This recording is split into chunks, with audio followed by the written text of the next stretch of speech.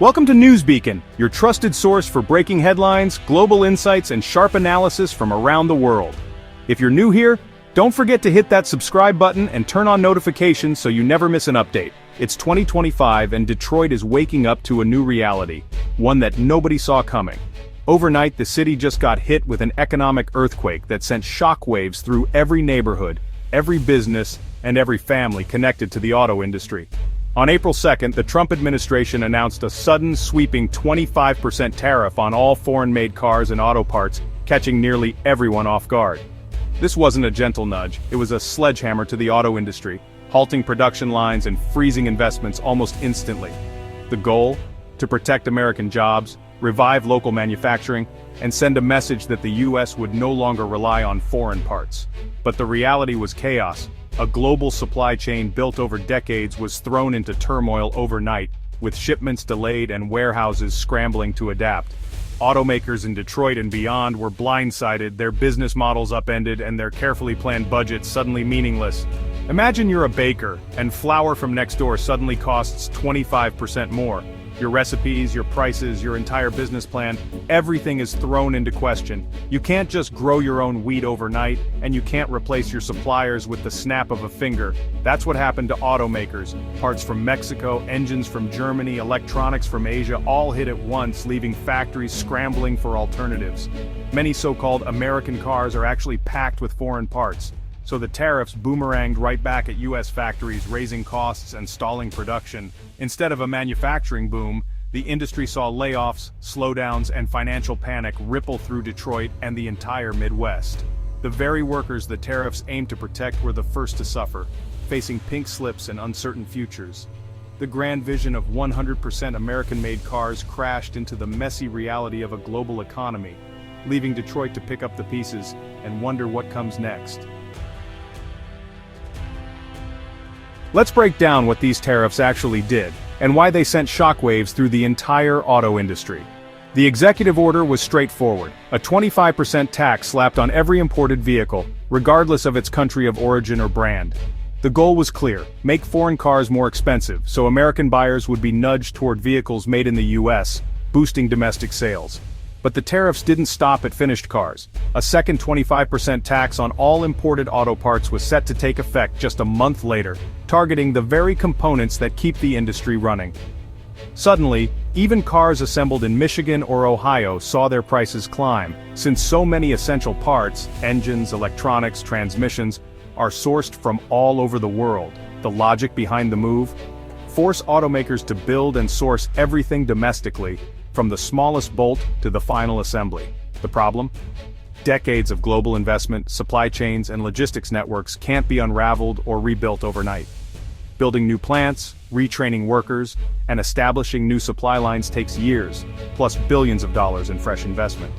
The tariffs demanded instant change, but the industry simply wasn't ready for such a rapid transformation. Analysts warned that these tariffs could add as much as $5,000 to the price of the average US-built car, hitting consumers hard at the dealership. For Detroit's big three automakers, the impact could be devastating. Earnings might drop by as much as 60%, threatening jobs and future investments. This wasn't just a tax on foreign companies, it was a massive new cost for the entire industry, affecting every automaker and worker no matter where they were based. The stage was set for disruption, from the boardroom to the assembly line, as the industry braced for a future full of uncertainty and change. The promise was more American jobs. The reality? Layoffs and idled factories. Detroit and the Midwest felt the first shockwaves. When imported parts got too expensive or delayed, assembly lines stopped, and so did paychecks. Stellantis quickly laid off 900 workers in Michigan and Indiana, idling plants in Canada and Mexico. The tariffs meant to punish foreign manufacturing ended up hurting American workers. Small suppliers across the Midwest saw orders canceled and hiring frozen. For every big automaker in the headlines, dozens of small businesses faced sudden uncertainty.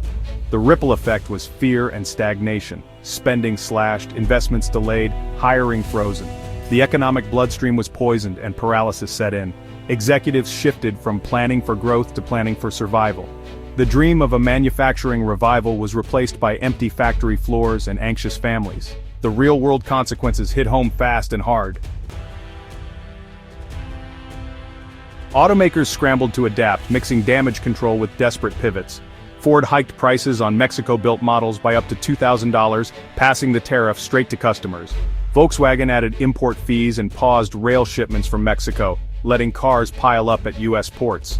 Nissan stopped U.S. orders for its Mexico-built Infiniti SUVs.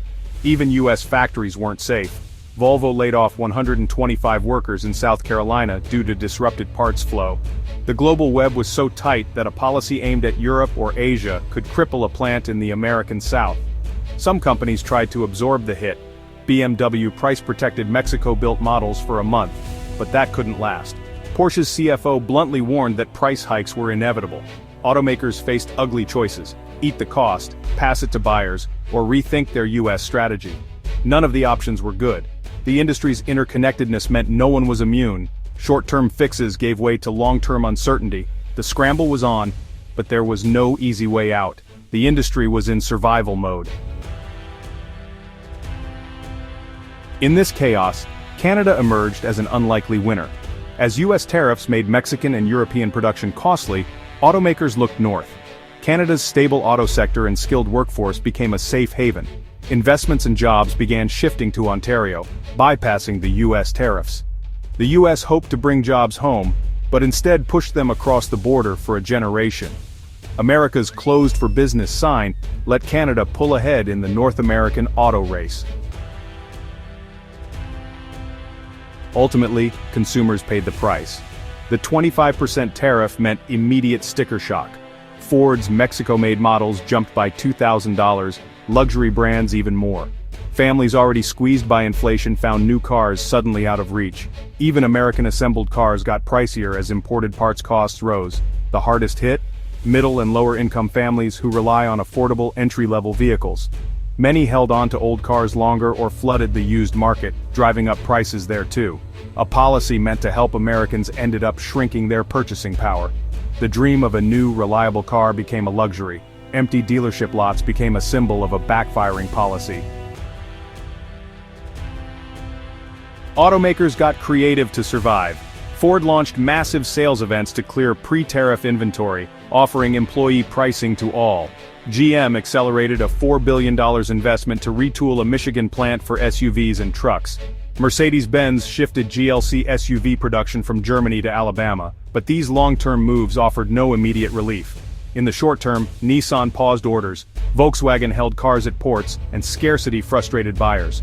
Automakers faced a brutal choice: sell at a loss, raise prices, or stop selling altogether. Despite layoffs, companies like Volvo and Mercedes-Benz recommitted to U.S. production. The U.S. market was too important to abandon, but the path forward was slow and costly. The industry was forced into a painful balancing act. To truly grasp the impact of these changes, you have to listen to those on the front lines, the people whose lives and livelihoods are directly shaped by every policy shift and economic ripple. A Michigan auto worker, recently laid off by Stellantis, wonders aloud, "They said this would protect our jobs, but I'm at home worrying about my next paycheck." For many, the promise of security has turned into a daily struggle with uncertainty. Union halls echoed with frustration and disappointment. Workers felt that Washington didn't understand how the industry really worked, or the real-world consequences of their decisions. In executive suites, the mood was exasperation and anxiety. "We're a global industry," one executive said. "Tariffs cripple us, not help us. We need to compete, not retreat." Instead of investing in electric vehicles and innovation, companies scrambled just to survive. Research budgets shrank, and plans for the future were put on hold. Small business owners who supplied the industry giants faced canceled contracts, mounting debt, and the fear that their family businesses might not make it through the year. "We had a 3-year contract, now it's on hold. The bank still wants its payment," said one supplier, his voice heavy with worry. For many, the financial strain was immediate and severe. Hiring freezes and lost overtime became the new normal. Workers who once counted on extra shifts now faced shrinking paychecks and growing anxiety. On the consumer side, a young couple on a dealership lot found their dream SUV suddenly out of reach. Prices had soared and choices were limited. "We saved for years, but now it's too expensive. We want to support American jobs, but we have a budget," the couple explained, torn between their values and their reality. These stories reveal the deep personal cost behind the headlines: families forced to make tough choices, workers facing an uncertain future, and communities left in limbo. From the factory floor to the family driveway, the pain was real and impossible to ignore. The policy meant to help ended up hurting nearly everyone it touched, leaving scars across towns and cities.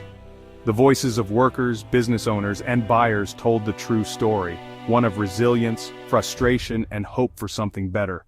The harm was widespread and deeply felt, echoing through every corner of the industry and every home that depends on it.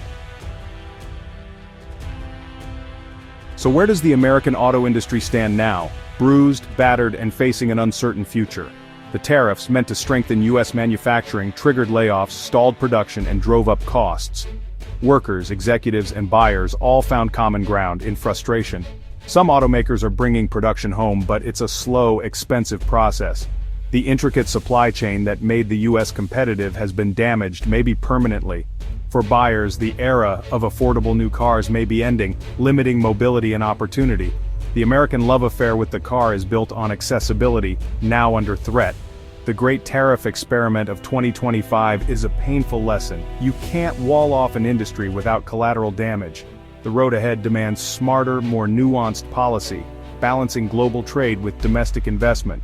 Otherwise, we risk driving an iconic industry off a cliff.